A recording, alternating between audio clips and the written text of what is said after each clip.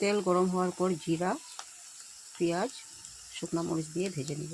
পেঁয়াজ অল্প ভাজি হওয়ার পর জিরা, ধনিয়া, হলদি, মরিচ দিয়ে দেবো। মশলা ভাজি হয়ে গেছে, কাঁচকলা দিয়ে দেবো।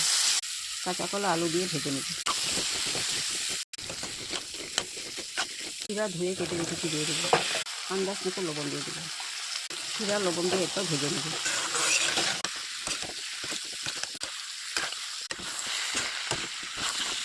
সবজি ভাজি হয়ে গেছে, জল দিয়ে দেবো। আবারও লবণ 1 চামচ দিয়ে দেবো।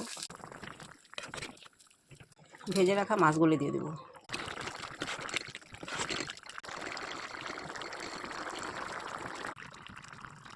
কাঁচা কলা দিয়ে মাছের ঝোলটা আমার হয়ে গেছে, নামিয়ে নেব।